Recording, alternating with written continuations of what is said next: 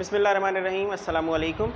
और हमारा आईटीबी के जॉइंट स्टॉक कंपनी का क्वेश्चन नंबर 6 कंटिन्यू था लास्ट लेक्चर में, और हम पेज नंबर 44 पर अपनी फ़र्स्ट हेडिंग प्रमोशन के थर्ड पार्ट को कंप्लीट कर चुके थे, और अब हम फोर्थ पॉइंट से जो है वो स्टार्ट लेने जा रहे हैं।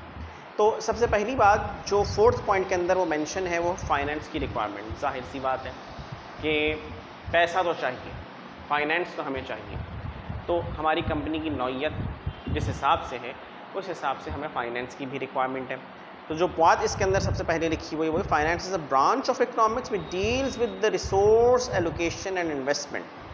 फाइनेंस जाहिर सी बात है कि इकोनॉमिक्स की ब्रांच है, क्योंकि मईशत से लिंक्ड है इसका। तो लिहाजा ये हमें बताती है कि हमारे पास जो रिसोर्सेज हैं उनको कहाँ अलॉट करना है, उनकी इम्प्लीमेंटेशन कहाँ होगी, उनकी अलॉटमेंट कहाँ होगी, साथ ही साथ इन्वेस्टमेंट हमें किस तरह से करनी है, हमें इन्वेस्टमेंट किस चीज़ की ज़रूरत है। फाइनेंस के अंदर हमें रिसोर्सेज क्या क्या रिक्वायर्ड हैं और हम इन्वेस्टमेंट किस तरह से करेंगे। It is a basic need of business. No business can able to run a single day without availability of finance. पैसे के बगैर कोई कारोबार एक दिन भी नहीं चल सकता। यानी कि एक दिन की मिताद जो है वो मिसाल के तौर पे कही जा रही है कि कारोबार कोई भी अगर आप करना चाह रहे हो तो वो बिज़नेस जो है उसके लिए आपके लिए लाजमी है कि आपके पास फाइनेंस मौजूद हो। फाइनेंस की अदम दस्तयाबी की वजह से आपका बिज़नेस नहीं चल सकता। आप देखें जैसे कि हम जो इस वक्त रिकॉर्डिंग कर रहे हैं अपने लेक्चर की, ये भी फाइनेंस की कैटेगरी में आता है। यानी कि मोबाइल अगर ना होता या ये माइक जो मेरी शर्ट पे लगा हुआ है, दिस इज़ ऑल्सो फाइनेंस। ये बोर्ड इज़ ऑल्सो फाइनेंस। ये मार्कर से मैंने बोर्ड के ऊपर लिखा हुआ है, दिस इज़ ऑल्सो फाइनेंस। अगर बोर्ड ना होता, फाइनेंस नहीं था, फाइनेंस की कमी, समझने में मुश्किल होती। मैं यहाँ पे क्या बात लिख रहा हूँ, क्या बात समझा रहा हूँ, वो बात समझने में मुश्किल। इसके अलावा आपके फाइनेंस के अलावा साथ ही साथ ये भी देखा जाएगा कि आप अगर चले ये भी होता, वो बोर्ड भी होता और साथ साथ मार्कर भी होता तो पूरी क्लास होती, लेकिन अभी जो आप लेक्चर सुन रहे हैं ये लेक्चर आप तक नहीं पहुंच पाता अगर मोबाइल फ़ोन ना होता। ठीक है, चले मोबाइल भी होता, ये माइक ना होता। ठीक है, ये माइक अगर ना होता तो फिर क्या प्रॉब्लम होती, फिर प्रॉब्लम ये होती कि भाई आवाज़ इको कर रही होती, समझ में नहीं आती बात सही तरीके से मैं क्या कह रहा हूँ। लिहाजा फाइनेंस की ज़रूरत है अपनी जगह पे, और साथ साथ ये भी देखा जाएगा कि एलोकेट किस तरह से किया जा रहा है। फिर जो बात इसमें लिखी है वो ये कि so it is also one of the duties of promoters to arrange the necessary amount of capital which required according idea plan in the following categories. अब लिहाजा यहाँ पे बात वाज़ेह कर दी गई कि प्रमोटर की जिम्मेदारी और क्या है। पहली जिम्मेदारी आइडिया, दूसरी जिम्मेदारी डिटेल इन्वेस्टिगेशन, तीसरी जिम्मेदारी arrangement of various elements, fourth responsibility arrangement of necessary finance. कहाँ से और कितना फाइनेंस उसको रिक्वायर्ड है अपने बिजनेस को चलाने के लिए। अब 3 कैटेगरीज बताई गई हैं। इनिशियल इन्वेस्टमेंट रिक्वायरमेंट, इब्तदाई तौर पे कितना पैसा दरकार, इब्तदाई तौर पे यानी बिजनेस की इनिशियल स्टेज पे कितनी इन्वेस्टमेंट रिक्वायर्ड है। सेकंड, सब्सिक्वेंट कॉस्ट रिक्वायरमेंट, साथ ही साथ ये देखा जाएगा कि कॉस्ट कितनी आएगी। ठीक है ना, एक तो है इन्वेस्टमेंट, दूसरा है कॉस्ट। कॉस्ट देखी जाएगी, चीज़ों के ऊपर लागत कितनी आ रही है, लागत कम से कम होनी चाहिए। जैसे कि मैं अर्ज़ कर चुका हूँ ऊपर, कॉस्ट एनालिसिस करना जिम्मेदारी है, डिटेल इन्वेस्टिगेशन का पार्ट है कि ये चीज़ कितनी कीमत में हमें मैसर होगी। थर्ड पॉइंट, कंटिजेंसी रिक्वायरमेंट, यानी कि हम ये देखेंगे कि फ्यूचर में हमारे पास ऐसा कौन सा इवेंट आ रहा है जिसकी वजह से हम जो हैं वो अपने मुश्किल वक्त को टैकल कर सकें। असल बात अब देखें, जैसे कि ये बात वाज़े है कि आज से 3 साल पहले किसी को भी ये बात मालूम नहीं थी कि भाई इस किस्म की कोई सिचुएशन हो सकती है कि भाई कोविड नाम की कोई क्रिएशन आ जाएगी और वो जो है वो इस तरह के हालात पैदा होंगे। तो 3 साल पहले तक तो किसी को मालूम नहीं था। तो लिहाजा अब हम ये बात कह ही नहीं सकते कि अगले 2 साल में, 3 साल में, खुदा न खास्ता अल्लाह ना करे, अच्छी सोच रखनी चाहिए कि इस किस्म की कोई बात नहीं हो। लेकिन बिज़नेस के पर्सपेक्टिव से हमें इन चीज़ों को देखना पड़ता है। बिज़नेस के पर्सपेक्टिव से हमें तमाम चीज़ों को देखना पड़ता है, तमाम कॉन्सिक्वेंसेस को, आने वाले कॉन्सिक्वेंसेस को जहन में रखना पड़ता है और इस तरह से रखना पड़ता है कि प्लान ए बनाया जाता है, प्लान बी बनाया जाता है, प्लान सी बनाया जाता है, इस तरह से कुछ प्लान्स बनाए जाते हैं कि अगर प्लान ए फेल हो रहा है तो बी को इम्प्लीमेंट कर दिया जाए, ए बी दोनों फेल हो रहे हैं तो फिर सी की इम्प्लीमेंटेशन की जाए। तो ये वो मामलात होते हैं कि जो कारोबार के अंदर हमें मद्देनज़र रखने पड़ते हैं ताकि हमारा कारोबार जो है हर मुश्किल वक्त में एग्जिस्ट कर सके, क्योंकि मुश्किलात तो आएंगी, बिज़नेस चल रहा है, मुश्किलात आएंगी। बिज़नेस का चलना एक तरह से ज़िंदगी के चलने की तरह है, मुश्किलात आएंगी। ये हमारा फाइनेंस की रिक्वायरमेंट पूरी होगी, तो हम फाइनेंस की रिक्वायरमेंट को किस तरह पूरी करें, मुश्किल वक्त में भी और उस वक्त भी कि जब माहौल हमारे लिए फेवरेबल हो। दोनों सूरतों के अंदर हमें इन चीज़ों को कंसिडर करना है। अच्छा, प्रमोशन वाला पार्ट हमारा फाइनेंस रिक्वायरमेंट की हेडिंग पर आकर ख़त्म होता है। अब हम आते हैं अपने अगले पार्ट के ऊपर, इनकॉर्पोरेशन पर। What incorporation is? A company comes into existence only when it is registered with the registrar of companies. हम ये बात पढ़ चुके हैं सोल प्रोप्राइटर में भी, हम ये बात पढ़ चुके हैं पार्टनरशिप के अंदर भी कि ना पार्टनरशिप को ज़रूरत है कि उसे रजिस्टर कराया जाए, ना ही सोल प्रोप्राइटर को ये ज़रूरत है कि उसे रजिस्टर कराया जाए। लेकिन कंपनीज़ को, कोई भी कंपनी बनाई जाए, उसे रजिस्ट्रार से रजिस्टर करवाना ज़रूरी है। For establishment of the company it's registration is essential. The process of registration is called incorporation. Company की रजिस्ट्रेशन का जो प्रोसेस है उस प्रोसेस को कहा जाता है incorporation process. This is the second step. First step हमारा कंप्लीट हुआ, अब हम डिस्कस कर रहे हैं इनकॉर्पोरेशन के प्रोसेस को। इनकॉर्पोरेशन क्या है? हमारा जो पॉइंट जहाँ पर हम अपनी कंपनी को रजिस्टर करवा रहे होते हैं रजिस्ट्रार के पास से। Company can be incorporated in 2 ways. Company की इनकॉर्पोरेशन 2 तरीके से हो सकती है। पहला, by an act of the parliament, parliament के एक्ट के मुताबिक। When parliament gives an order to start a business it is known as formation by legislation. जब पार्लियामेंट किसी बिजनेस को, कंपनी को बनाने का ऑर्डर देती है तो उसे क्या कहा जाता है? उसे कहते हैं फॉर्मेशन बाय लेजिस्लेशन, यानी कि ऐसी तख्लीक जो कि कानून साजी के मुताबिक की जा रही है। ठीक है ना, कानून साजी। पार्लियामेंट ने अगर किसी चीज़ को बनाने का हुक्म दे दिया, और मैं फ़िज़िकल क्लास के अंदर मुताद्दिद एग्जाम्पल दे चुका हूँ, वक्त की कमी की वजह से मैं यहाँ पे उन एग्जाम्पल्स को दोबारा कोट नहीं कर रहा, कि कानून साजी के तहत अगर किसी कोई कंपनी बनाई जा रही है तो वो company by the act of parliament कहलाएगी। एग्जाम्पल दी हुई है ICMAP की, यानी institute of chartered accountant Pakistan, इसकी एग्जाम्पल यहाँ पे कोट की हुई है। ये जो बनाया गया है इंस्टीट्यूट, ये पार्लियामेंट के एक्ट के मुताबिक बनाया गया। Second, in according to companies ordinance. असल हमारा पॉइंट जो है वो कंपनीज ऑर्डिनेंस का है, यानी अमूमी तौर पे अगर पार्लियामेंट के ऑर्डर के मुताबिक नहीं बन रही तो कंपनी ऑर्डिनेंस के मुताबिक बनेगी। Company ordinance 1984। When any individual wants to start a business, then it is said to be formation by company's ordinance। कोई भी इंडिविजुअल या ग्रुप ऑफ पर्सन्स अगर कोई बिजनेस शुरू करना चाह रहे हैं तो वो कंपनी के ऑर्डिनेंस के मुताबिक अपना कारोबार शुरू करेंगे। उसके अंदर सबसे पहले है, for this purpose the promoter has to take the following steps. इसके अंदर 3 स्टेप से गुजरना पड़ेगा। जो बनाने वाले हैं, कंपनी बनाने वाले हैं, उनको 3 स्टेप से गुजरना पड़ेगा। पहला, अप्रूवल ऑफ नेम, नाम की मंजूरी। सबसे पहले नाम की मंजूरी। It has to be ensured that the name selected for the company does not match with the name of any other company। ये ज़रूरी है कि जब भी आप अपनी कंपनी का कोई नाम रखना चाह रहे हों तो आस-पास देखें, गौर करें कि उस कंपनी, उस नाम की कोई और कंपनी मौजूद ना हो। इसी तरह से जिस तरह से न्यू बॉर्न बेबी जो होता है उसके नाम की सर्चिंग के लिए हम देखते हैं कि भाई रिलेटिव्स में तो इस किस्म का कोई नाम नहीं है, दूर दूर का कोई ऐसा नाम नहीं होता, फिर कोई नाम रख देते हैं। इस तरह से कंपनी का नाम रखने के लिए भी ये बहुत मैंडेटरी चीज़ है। For this the promoter has to fill in a name availability form and submit to the registrar of the companies along with the necessary fees. इसके लिए एक पूरा फॉर्म होता है, नेम अवेलेबिलिटी फॉर्म। अब सिर्फ एक नाम नहीं होता, 3 से 4 नाम या जो भी उस फॉर्म के अंदर कैटेगरीज दी हुई होती हैं। जैसे कि आपने कॉलेज के लिए कैप फॉर्म फिल किया था, उसके अंदर आप जिस कॉलेज में सबसे ज़्यादा चाह रहे थे कि एडमिशन मिले, फर्स्ट प्रायोरिटी पे आपने उसको रखा, और फिर उसके बाद तमाम नाम जो थे वो कॉलेजेस के आपने प्रायोरिटी वाइज फिल कर दिए कि अच्छा ये नहीं तो ये वाला कॉलेज, ये नहीं तो ये वाला कॉलेज, और सबसे आखिर में आपने उस कॉलेज का नाम लिखा होगा कि जो कॉलेज में आप एडमिशन लेना ही नहीं चाह रहे हकीकत में।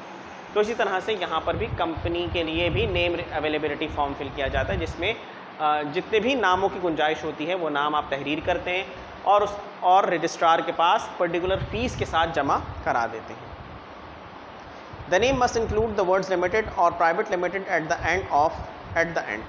जाहिर सी बात है कि नाम ज़रूर लिखा जाएगा, प्राइवेट कंपनी का नाम होगा या पब्लिक लिमिटेड कंपनी हो, लिमिटेड लगाएंगे आप उसके साथ। Once it is approved, the promoter can proceed with other formalities for the incorporation of the company। जब एक मर्तबा ये डिसाइड हो गया, नाम डिसाइड हो गया, तो फिर आप दूसरी फॉर्मेलिटीज़ पूरी करेंगे, यानी कि नाम की अप्रूवल के बाद ही बाकी सारी फॉर्मेलिटीज़ पूरी की जा सकती हैं। जब तक नाम अप्रूव ना हो तब तक आप कोई और फॉर्मेलिटी पूरी, कोई और काम कर ही नहीं सकते। सबसे पहले नाम की approval. Second, filing of documents. After getting the name approved, the promoter makes an application to the registrar of companies to the state in which the registered office of the company is to be situated for registration of the company। Company के नाम की मंजूरी के बाद अब अगला step promoter उठाएगा कि वो जो रियासत में यानी स्टेट में जहाँ पर अपनी कंपनी खोलना चाह रहे हैं वहाँ पर उस जगह के रजिस्ट्रार को एप्लीकेशन लिखेंगे कि अब वो अपने कारोबार को क्या शुरू कर सकते हैं या नहीं, या रजिस्ट्रेशन के लिए अप्लाई कर देंगे। नाम की तस्दीक होने के बाद अब अगला मरहला रजिस्ट्रेशन का है, रजिस्ट्रार के पास से। ये काम भी प्रोमोटर करेगा। The application for registration must be accompanied by the following documents. जो एप्लीकेशन जाएगी उसके साथ ये डॉक्यूमेंट्स जाएंगे। कौन से डॉक्यूमेंट्स हैं? मेमोरेंडम ऑफ एसोसिएशन जाएगा और दूसरा आर्टिकल ऑफ एसोसिएशन जाएगा। Memorandum of association, article of association, ये अगले क्वेश्चन के अंदर हम डिटेल में पढ़ेंगे कि ये हैं क्या। ठीक है, इसकी पूरी डिस्क्रिप्शन है। यहाँ मैं उस डिस्क्रिप्शन को छोड़ रहा हूँ, यहाँ पे इस वजह से छोड़ रहा हूँ क्योंकि अगले ही क्वेश्चन के अंदर ये मेमोरेंडम और आर्टिकल की गुफ्तगू डिटेल में होगी, लिहाजा हम वहाँ पर इसको डिस्कस कर लेंगे और ये भी बता देंगे कि अगर आपने यहाँ लिखना है तो यहाँ कितना कितना कंटेंट लिखना है, क्योंकि जो बात यहाँ लिखी है वही बात अगले क्वेश्चन में भी लिखी हुई है। चूँकि इसका पार्ट बनाना ज़रूरी था, इस वजह से इसको यहाँ मेंशन किया गया।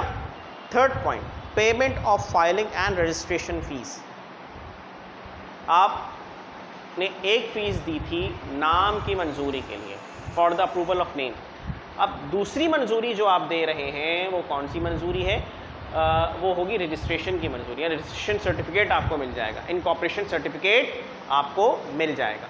उसके लिए जो रजिस्ट्रेशन सर्टिफिकेट के लिए आप फ़ीस देंगे उसकी फाइलिंग और रजिस्ट्रेशन फ़ीस आपने किस तरह से जमा करानी है? Along with the above documents necessary filing fees and registration fees at the prescribed rates also to be paid. Filing और रजिस्ट्रेशन फ़ीस जो भी ऊपर कागजात हैं उनके साथ आप जमा करवाएंगे। गाड़ी के रजिस्ट्रेशन करवाते हैं लोग, घरों के रजिस्ट्रेशन कराते हैं, बाइक की रजिस्ट्रेशन करवाते हैं, यानी जिस चीज़ की भी रजिस्ट्रेशन आप करवा रहे हो उस चीज़ की रजिस्ट्रेशन के लिए उसकी फ़ीस का जाना ज़रूरी है।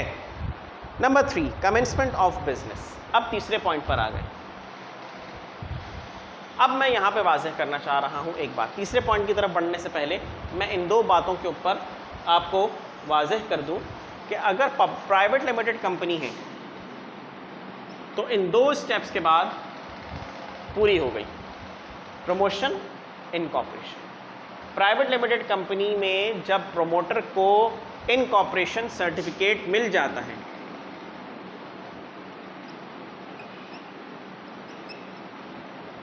इनकॉर्पोरेशन सर्टिफिकेट जब मिल जाता है तो उसके बाद यहाँ पे वो मामलात ख़त्म हो गए, यानी कंपनी शुरू हो गई, अपनी वर्किंग को स्टार्ट कर सकती है इनकॉर्पोरेशन सर्टिफिकेट के बाद प्राइवेट लिमिटेड में। लेकिन जब हम बात करते हैं पब्लिक की, तो पब्लिक कंपनी अपने तमाम जो फंक्शंस हैं उनको तब तक शुरू नहीं कर सकती जब तक उसको ये वाला सर्टिफिकेट ना मिल जाए, कमेंसमेंट ऑफ बिजनेस सर्टिफिकेट ना मिल जाए, पब्लिक लिमिटेड कंपनी। अब ये तीसरा स्टेप आ गया। प्राइवेट लिमिटेड कंपनी के लिए 2 स्टेप्स हैं, पब्लिक लिमिटेड कंपनी के लिए सिर्फ 3 स्टेप्स हैं, यानी एक स्टेप की मज़ीद एडिशन है। अब ये क्या है कमेंसमेंट ऑफ बिजनेस, इसको गौर से देखिएगा, समझने की कोशिश कीजिएगा। Private limited company can start his business just after getting incorporation certificate, जैसा कि मैंने आप लोगों को बता दिया, ये बात वाज़ेह कर दी। But public company can possess another document that is called certificate of commencement of business. Private public limited company के लिए इस सर्टिफिकेट की गुफ्तगू हो रही है कि ये सर्टिफिकेट होना ज़रूरी है। क्यों ज़रूरी है? इसलिए ज़रूरी है कि यहाँ पे आम आवाम को यानी कि जनरल पब्लिक को आपने इनवाइट करना है अपनी शेयर्स की परचेजिंग के लिए। इस वजह से for which public limit company has to fill an application form before the registrar along with the proofs of giving done the following works, जिसके लिए एक एप्लीकेशन लिखी जाएगी रजिस्ट्रार को। इस सर्टिफिकेट के हासिल करने के लिए रजिस्ट्रार को एक एप्लीकेशन लिखी जाएगी। उस एप्लीकेशन के अंदर क्या लिखा हुआ होगा, ये कुछ पॉइंट्स नीचे लिखे हुए हैं कि ये काम हो गए। ठीक है जी। सबसे पहला, data prospectus has been filed with the registrar of the company. Prospectus जो है वो रजिस्ट्रार को इशू किया जा रहा है। प्रोस्पेक्टस यानी सबसे पहले मंजूरी के लिए प्रोस्पेक्टस किसको दिया जाएगा, रजिस्ट्रार को दिया जाएगा। क्योंकि छोटा मोटा काम नहीं हो रहा, कोई लाख 2 लाख की इन्वेस्टमेंट नहीं हो रही, करोड़ों रुपए की इन्वेस्टमेंट है, तो लिहाजा लोगों के पैसे डूब ना जाएं, ये रिस्पॉन्सिबिलिटी रजिस्ट्रार की है। तो कोई ऐसी चीज़ प्रोस्पेक्टस के अंदर शामिल ना हो जो कि रूल्स रेगुलेशंस के अगेंस्ट हो या जिससे किसी भी किस्म का नुकसान पहुंचने का अंदेशा हो आवाम को। लिहाजा यहाँ पे जो बात डिस्कस की जा रही है वो ये कि प्रोस्पेक्टस इशू किया जाएगा, फाइल किया जाएगा रजिस्ट्रार के पास। That the shares have been allotted up to the amount of minimum subscription, के जो भी शेयर होल्डर हैं उनके पास तकरीबन इतने शेयर्स होने चाहिए। ये सब्सक्रिप्शन का वर्ड तो अब मेरे ख्याल से समझाने की ज़रूरत ही नहीं है, सोशल मीडिया पर इतना आम हुआ हुआ है सब्सक्रिप्शन का वर्ड कि मेरे ख्याल से आप सभी लोग वाकिफ़ होंगे, ये वर्ड मुतादिद बार सुना होगा आप सब ने और बहुत अच्छी तरह से ये वर्ड आपके जहनों के अंदर मौजूद होगा कि इतने अमाउंट के अंदर हर मेंबर के पास सब्सक्रिप्शन शेयर्स होने चाहिए, तब कहीं जाके वो मेंबर बनेगा। Third point, that the director have taken up or purchased the minimum number of shares required to qualify themselves to be director। इस पॉइंट के अंदर ये बात बताई जा रही है कि आम मेंबर और हैं, यानी कि जनरल मेंबर और होंगे, डायरेक्टर्स के लिए वो लोग क्वालिफाई करेंगे जिनके पास आम मेंबर्स के मुकाबले में ज़्यादा शेयर्स होंगे। यानी डायरेक्टर्स के लिए जो लोग क्वालिफाई करना चाह रहे हैं, डायरेक्टर्स के लिए जो लोग नॉमिनेशन देना चाह रहे हैं, उनके पास ख़ास तौर पर इतनी मिनिमम नंबर ऑफ़ शेयर्स होने चाहिए। यानी आम मेंबर के पास मिसाल के तौर पर अगर 100 शेयर्स होने चाहिए तो डायरेक्टर के पास 150 शेयर्स होने चाहिए। ठीक है, ये एक एग्जांपल के तौर पर मैंने बात कही है, इसको आप सीरियस मत ले लीजिएगा कि इतनी शेयर्स हों। देखिए ये बात मैं क्लास के अंदर कर चुका हूँ कि 100-150 शेयर्स नहीं होते, हज़ारों की तादाद के अंदर शेयर्स खरीदे और बेचे जाते हैं। ठीक है जी, तो डायरेक्टर्स के पास जो है वो इतने शेयर्स कम से कम होने चाहिए आम मेंबर्स के मुकाबले में, तभी वो डायरेक्टर के लिए क्वालिफाई कर सकेंगे। That no money is liable to become refundable to the applicants by reason of failure to obtain permission to shares to be traded in recognized stock exchange। Public limited company के shares चूँकि stock exchange में ख़रीदो फरोख्त किए जाते हैं, उनकी ख़रीदो buying and purchasing होती है, लिहाजा यहाँ पर किसी भी किस्म का फ़ंड रिफंडेबल नहीं होगा। यानी कि अगर नुकसान हो गया तो उस नुकसान की सूरत में आप क्लेम ये नहीं कर सकते कि मैंने इतने शेयर्स ख़रीदे थे, मुझे इतना अमाउंट रिफ़ंड किया जाए, ऐसा नहीं हो सकता। यानी कि अगर किसी ने परमिशन ली है और कि भाई मैं अपने शेयर्स को ट्रांसफ़र करना चाहता हूँ और उसको ये परमिशन नहीं मिली, तो जाहिर सी बात है एप्लीकेशन के साथ कुछ पैसे गए थे, वो पैसे रिफ़ंड नहीं हो सकते। यानी किसी भी स्टेज पर यहाँ पर पैसे रिफ़ंडेबल नहीं है। इस बात की तस्दीक हो जानी ज़रूरी है। ये बात किस में होनी चाहिए, ये बात रजिस्ट्रार के पास रजिस्टर में रजिस्ट्रार के पास लिखवाई जाएगी, उसको इस बात से आगाह किया जाएगा। A statutory declaration by the director or secretary of the company stating that the requirement relating to the commencement of business have been duly compiled with। इसके साथ साथ एक कानूनी दस्तावेज़ जिसके अंदर ये बात लिखी हुई हो कि भाई जितने भी ज़रूरी उमूर थे जो कि कंपनी की रजिस्ट्रेशन से मुताल्लिक़ थे, उसके लिए ज़रूरी थे, वो सारे के सारे हमने सही तरीके से कंपाइल करके इस फाइल के साथ अटैच कर दिए। क्यों? इस वजह से ज़रूरी है ताकि बाद में किसी किस्म की कोई प्रॉब्लम ना डायरेक्टर को फेस करनी पड़े, ना ही किसी और पर्सन को फेस करनी पड़े। उसकी वजह यह है कि कंपनी स्टार्ट होने जा रही है जनरल पब्लिक के लिए, और एक मरतबा अगर जनरल पब्लिक का एतमाद उठ गया तो वो कंपनी बंद हो जाएगी। लिहाजा यहाँ पे चूँकि बड़े पैमाने पे काम हो रहा है, लिहाजा यहाँ पे फॉर्मेलिटीज़ भी थोड़ी ज़्यादा स्ट्रिक्ट हैं। ठीक है जी। After detail study when the registrar is completely convinced then he issued a permission to start a business. इन तमाम चीज़ों को बगौर पढ़ लेने के बाद रजिस्ट्रार जब इत्मीनान हासिल कर लेगा, उस वक्त रजिस्ट्रार आपको इस बात की इजाज़त दे देगा कि आप अपना कारोबार शुरू कर सकते हैं। और आखिर में क्या होगा, and this issued a certificate of commencement of business, और उसके बाद पब्लिक लिमिटेड कंपनी के लिए issue of commencement of business जारी कर दिया जाएगा। यानी सर्टिफिकेट जो होगा कमेंसमेंट ऑफ बिजनेस का कि अब आप कारोबार शुरू कर सकते हैं, इजाज़त मिल गई कि अब आप कारोबार शुरू कर सकते हैं। लिहाजा यहाँ पे मैं एक वाज़ेह बात करना चाहूँगा कि ये क्वेश्चन हमारा कंप्लीट हो गया। पेज नंबर 44-45 पे हमारा क्वेश्चन था, ये हमारा क्वेश्चन कंप्लीट हो गया। मैं यहाँ पे एक बात ये वाज़ेह करना चाह रहा हूँ कि जॉइंट स्टॉक कंपनी के तीनों ये जो पार्ट्स हैं, प्रमोशन, इनकॉर्पोरेशन एंड कमेंसमेंट, इसको याद करने का आसान तरीक़ा ये है कि प्रमोशन को अलग याद किया जाए, इनकॉर्पोरेशन को अलग याद किया जाए, कमेंसमेंट को अलग याद किया जाए, और इनके पॉइंट्स को हेडिंग के हिसाब से आप खुद ऑन में लिखने की कोशिश करेंगे, तब कहीं जाके आप इसको आसानी से अंडरस्टैंड कर सकेंगे। क्योंकि बहुत सारी चीज़ें यहाँ पर डबल हो रही हैं। जैसे डिटेल इन्वेस्टिगेशन की हेडिंग, ये आपने चैप्टर नंबर 1 में भी पढ़ी थी, सेम हेडिंग यहाँ पर है। अब वर्ड टू वर्ड सिर्फ पढ़ना है, वर्ड टू वर्ड याद नहीं करना। असल काम क्या है, हेडिंग्स को याद करना है, वरना जॉइंट स्टॉक कंपनी का चैप्टर तो आपके लिए बहुत ज़्यादा डिफ़िकल्ट हो जाएगा। लिहाजा आसान करना है।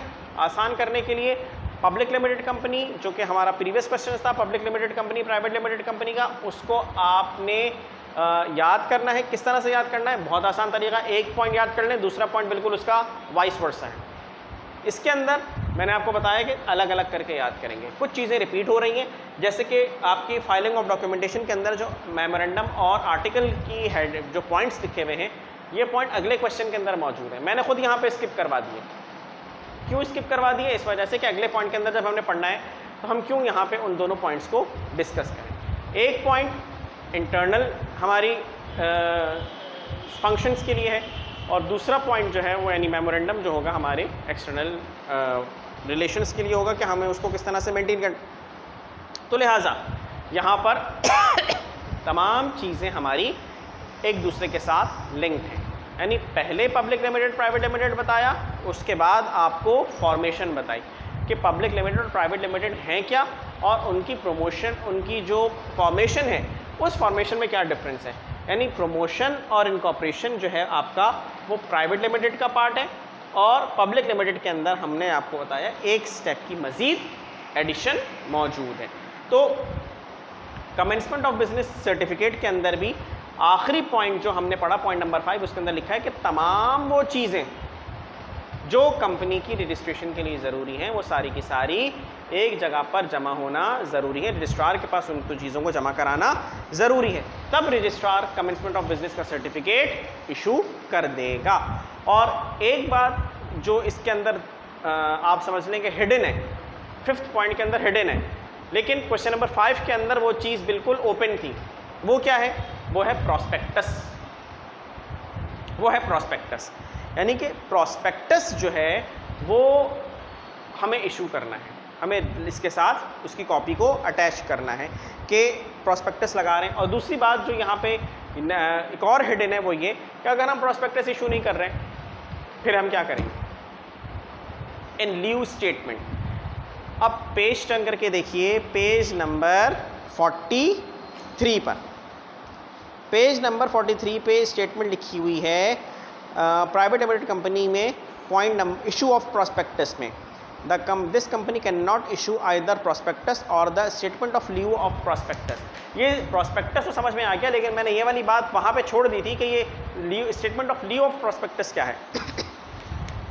ये प्रॉस्पेक्टस और statement of leave of prospectus, ये दोनों चीज़ें प्राइवेट लिमिटेड कंपनी में तो आप हटा ही दें, जैसे कि पीछे डिफरेंसेस में भी लिखा हुआ है। पब्लिक लिमिटेड कंपनी पर आ जाइए, ये प्रॉस्पेक्टस समझ में आ गया, लेकिन statement of leave of prospectus क्या है। वो ये चीज़ है कि अगर आप प्रॉस्पेक्टस इशू नहीं कर रहे तो उसकी बाकायदा वजह बताएं कि अभी आप प्रॉस्पेक्टस क्यों नहीं इशू करेंगे या कब इशू करेंगे। ठीक है, यानी कि अगर फ़िलहाल आप प्रॉस्पेक्टस इशू नहीं कर रहे तो फिर उसकी वजह क्या है। अगर अभी नहीं कर रहे तो कब तक करेंगे, लेकिन प्रॉस्पेक्टस के बगैर कारोबार शुरू नहीं कर सकते, ठीक है ना। या अगर कर भी सकते हैं तो उसके लिए रजिस्ट्रार से परमिशन लेनी पड़ेगी, statement of leave of prospectus के अंदर ये तमाम चीज़ें लिखी हुई होती हैं कि हम अगर नहीं कर रहे हैं तो क्यों नहीं कर रहे और कब तक करेंगे, ठीक है। वजह भी लिखी होगी और उसके अंदर एक आप समझ लें टेंटेटिव डेट भी लिखी हुई होगी कि जिसके ज़रिए आप ये बात आइडेंटिफाई कर सकेंगे कि हम ये काम कब तक करेंगे, ठीक है बच्चों। तो ये हमारा क्वेश्चन जो था, क्वेश्चन नंबर 6 यहाँ पर जो है वो वाइंड अप होता है। और इसके अलावा हम memorandum of association, article of association का जो क्वेश्चन है वो कंप्लीट क्वेश्चन दूसरे लेक्चर के अंदर आप तक पहुंचाएंगे। तो अभी जो है वो हम अपने लेक्चर को वाइंड अप करते हैं। अपना ख्याल रखिएगा। अस्सलामु अलैकुम वरहमतुल्लाह।